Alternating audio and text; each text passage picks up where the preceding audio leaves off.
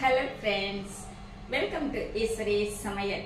இன்னைக்கு வந்து நம்ம ஈஸ்வரி சமையல்ல நாட்டு வெள்ளச்சோளத்தை வச்சு நல்ல வெள்ளை வெளேர்னு ஒரு பணியாரமும் அதுக்கு காம்போவா வந்து நம்ம இரண்டு வகையான சட்னியும் செய்ய போறோங்க. இந்த ரெசிபி வந்து எப்படி செய்யலாம்னு பார்க்கலாம் வாங்க. இன்னைக்கு வந்து நம்ம சோள பணியாரம் செய்ய போறோங்க. அதுக்கு வந்து நான் இந்த மாதிரி சோள அரிசி வந்து எடுத்துருக்கேங்க. பார்த்தீங்களா, இந்த மாதிரி க்ளீன் பண்ணி நம்மளுக்கு கடையிலேயே கிடைக்குதுங்க. இந்த சோள அரிசி வந்து இன்னைக்கு நம்ம 2 டம்ளர் சேர்த்திக்க போறோங்க.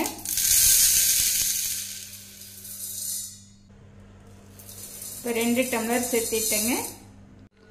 அடுத்து வந்து நம்ம பச்சரிசி 1 டம்ளர் சேர்த்திக்கலாங்க. அதாவது உங்களுக்கு பச்சரிசி வேண்டாம் அப்படின்னு நினைச்சீங்க அப்படின்னா இட்லி அரிசி வந்து 1 டம்ளர் சேர்த்திக்கோங்க. இந்த பச்சரிசி சேர்த்தும் போது பணியாரம் வந்து நல்லா கொஞ்சம் கிறிஸ்பியா நல்லா வருங்க. அடுத்து உளுந்து வந்து 1/2 டம்ளர் சேர்த்திக்கலாங்க. வெந்தயம் 1 ஸ்பூன் சேர்த்திக்கலாம். இந்த சோளம் வந்து ஒரு 6ல இருந்து 7 மணி நேரம் நல்லா ஊற வைக்கணுங்க. இதை வந்து நம்ம ஊற வச்சுக்கலாங்க. உளுந்து வந்து பார்த்தீங்க அப்படின்னா நம்ம இந்த சோளம் அரைக்கிறதுக்கு 1 மணி நேரத்துக்கு முன்னாடி உளுந்து ஊற வச்சுக்கலாங்க. இப்போ இதெல்லாமே ஊற வச்சு எடுத்துட்டு பார்க்கலாங்க. சோளம் வந்து நல்லா ஒரு 6 மணி நேரம் நல்லா ஊற வச்சு எடுத்துட்டேங்க. அடுத்து பார்த்தீங்க அப்படின்னா உளுந்து வந்து ஒரு 1 மணி நேரம் ஊற வச்சு எடுத்துட்டேங்க. இப்போ இது ரெண்டுமே நல்லா நம்ம அரைச்சி எடுத்துட்டு வந்துடலாங்க. நம்ம மாவை ஆட்டி உப்பு போட்டு கலந்து எடுத்து வச்சுட்டோங்க. இது ஒரு 6 மணி நேரம் நல்லா புளிக்க வச்சு எடுத்துக்கலாங்க. நம்ம மாவு ஆட்டி வச்சு 6 மணி நேரம் ஆயிடுச்சுங்க. நம்ம சிறுதானியங்கள் எல்லாம் நம்ம மாவு அரைச்சி வச்சோம்னா சீக்கிரம் புளிச்சிருங்க. இது வந்து சோளம் வந்து நல்லாவே பொங்கி வந்துருச்சுங்க. இப்போ நம்ம இதை வந்து கலந்து விட்டுக்கலாம். பார்த்தீங்களா, நல்லா பொங்கி வந்துருக்கு. இது வந்து நம்ம கலந்துட்டு நம்ம இப்போ பணியாரம் ஊற்றுற அளவுக்கு மட்டும் நம்ம மாவு தனியாக எடுத்து வச்சுக்கலாங்க.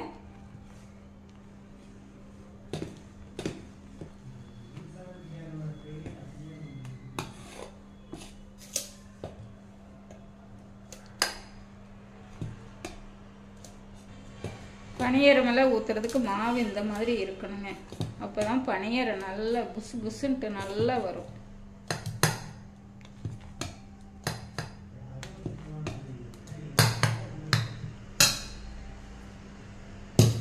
இந்த மாவு எடுத்து வச்சிடலாங்க. இப்போ நம்ம இது பணியாரம் ஊற்றுறதுக்கு முன்னாடி நம்ம வந்து 2 வகையான இதுக்கு சட்னி வந்து ரெடி பண்ணிக்கலாங்க. ரெடி பண்ணிவிட்டு நம்ம பணியாரம் ஊற்றிக்கலாம். நெடக்கடலை சட்னி வந்து அரைச்சிக்கலாங்க. நான் வந்து 1 கைப்பிடி அளவு நிலக்கடலை எடுத்து நல்லா வறுத்துட்டு இந்த மாதிரி தோலெல்லாம் எடுத்து வச்சிருக்கேங்க. சேர்த்திக்கலாம். 3 வரமிளகாய் சேர்த்திக்கலாம். 3 பல் பூண்டு சேர்த்திக்கலாம். தேங்காய் துருவல் வந்து ஒரு 2 ஸ்பூன் துருவி வச்சிருக்கேங்க. சேர்த்திக்கலாம். இந்த சட்னிக்கு தேவையான அளவு உப்பு சேர்த்திக்கலாம். பாருங்க, இந்த அளவுக்கு புளி வந்து 2 துண்டு சேர்த்திக்கலாம். கறிவேப்பிலை சேர்த்திக்கலாம். ஒரு 1/4 டம்ளர் தண்ணி சேர்த்திக்கலாங்க. சட்னி வந்து அரைச்சி எடுத்துட்டு வந்துடலாம். சட்னி அரைச்சி எடுத்துட்டு வந்துட்டுங்க. ஒரு தாளிப்பு கொடுத்துக்கலாம்.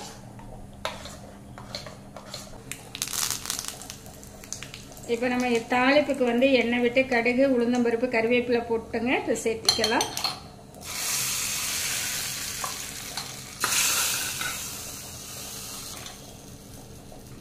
அவ்வளோதாங்க, நம்மளுக்கு நல்ல காரசாரமாக ஒரு நிலக்கடலை சட்னி வந்து ரெடி. அடுத்து வந்து ஒரு கார சட்னி ரெடி பண்ணிக்கலாங்க. 1 கைப்பிடி அளவு சின்ன வெங்காயம் உரிச்சு எடுத்துருக்கேங்க. சேர்த்திக்கலாம். 10 பல் பூண்டு சேர்த்திக்கலாம். புளி வந்து ஒரு சின்ன நெல்லிக்காய் அளவு சேர்த்திக்கலாங்க. வரமிளகாய் வந்து ஒரு 10 மிளகாய் சேர்த்திக்கலாம். உப்பு 1/2 ஸ்பூன் சேர்த்திக்கலாம். ஒரு 1/2 டம்ளர் தண்ணி சேர்த்து நல்லா அரைச்சி எடுத்துட்டு வந்துடலாங்க. சட்னி அரைச்சி எடுத்துட்டு வந்துட்டுங்க. இந்த கப்பில் சேர்த்திக்கலாம்.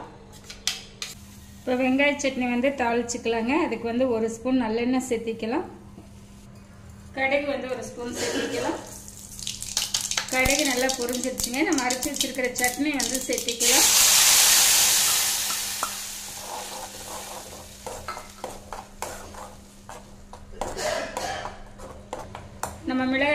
சேர்த்துனதுனால கொஞ்சம் காரமாக இருக்குங்க. ஒரு நிமிஷம் நல்லா கலந்து விட்டு எடுத்துக்கலாங்க. சட்னி வந்து ஒரு நிமிஷம் நல்லா கொதிச்சிடுச்சுங்க. பார்த்தீங்களா?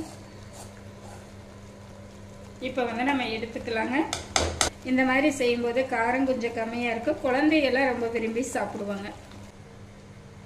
இப்போ நம்மளுக்கு கார சட்னியும் ரெடிங்க. இருக்கட்டும். பனியாரம் ஊற்றுறதுக்கு பனியாரக்கல் வச்சுட்டோங்க. நல்லா சூடாயிட்டு இருக்கு. எண்ணெய் வந்து நம்ம அப்ளை பண்ணிக்கலாம்.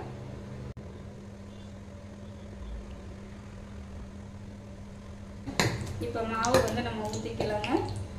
ஃபஸ்ட்டு வந்து இந்த ஓரங்கள் மட்டும் ஊற்றிக்கணுங்க. முக்கால் குழிக்கு ஊற்றினாலே போதுங்க. பார்த்தீங்களா? இந்த அளவுக்கு ஊற்றினா போதும்.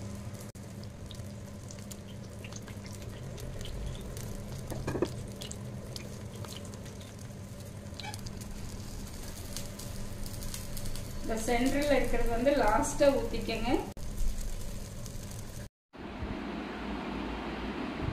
மேலாப்பில் நம்ம எண்ணெய் சேர்த்திக்கலாங்க.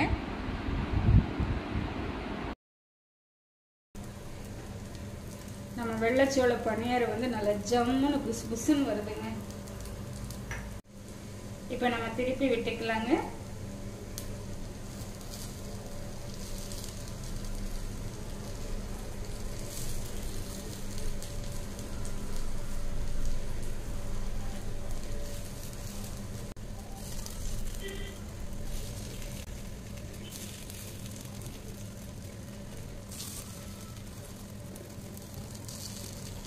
எல்லாமே திருப்பி விட்டுட்டோங்க. வேகட்டும்.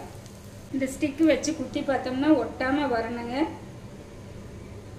பார்த்தீங்களா? நமக்கு ஒட்டாம வந்திருக்கு. இப்போ வந்து நம்ம எடுத்துக்கலாங்க.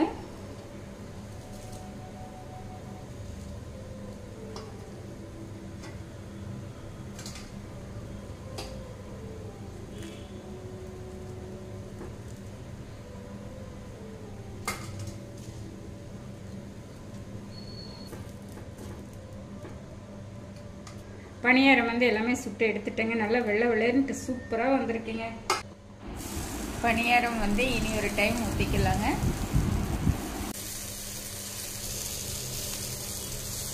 நம்ம பனியாரம் வந்து திருப்பி போட்டுக்கலாங்க.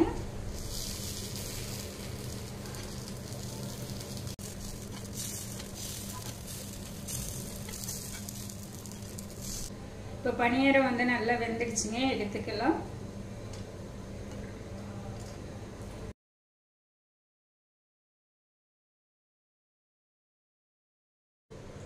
பனியாரம் வந்து இப்போ சுட்டு எடுத்துட்டு வந்துட்டேங்க. நல்லா வெள்ளை வெள்ளன்ட்டு நல்லா மொட்டு மொட்டா சூப்பராக வந்திருக்குதுங்க. பாருங்க,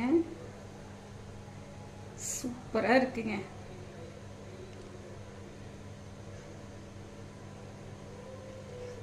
நம்ம நெடக்கடலை சட்னி வந்து இதுக்கு அவ்வளோ நல்ல ஒரு காம்போவாக இருக்குங்க. பார்த்தீங்களா?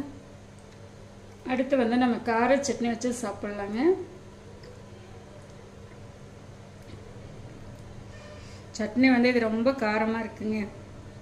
இந்த பனியாரத்துக்கு பார்த்தீங்க அப்படின்னா நம்மளோட நிலக்கடலை சட்னியும் கார சட்னியும் அவ்வளோ டேஸ்ட்டாக இருக்குதுங்க. அதுவும் அந்த கார சட்னி வந்து அந்த பூண்டு சின்ன வெங்காய வாசத்தோடு அவ்வளோ நல்லா இருக்குங்க.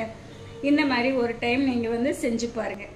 என்னங்க, நான் செஞ்ச இந்த ரெசிபி வந்து உங்களுக்கு ரொம்பவே பிடிச்சிருக்கும்னு நினைக்கிறேன். பிடிச்சிருந்தா லைக் பண்ணி ஷேர் பண்ணுங்கள். நம்ம ஈஸ்வரி சமையலை சப்ஸ்கிரைப் பண்ணி வச்சுக்கோங்க. அப்போ தான் நான் போடுற வீடியோஸ் உங்களுக்கு உடனுக்குடன் நோட்டிஃபிகேஷனாக வருங்க. என்னுடைய மற்ற வீடியோஸ் எல்லாமே ஒரு விசிட் பண்ணி பாருங்க. தேங்க்ஸ் ஃபார் வாட்சிங்.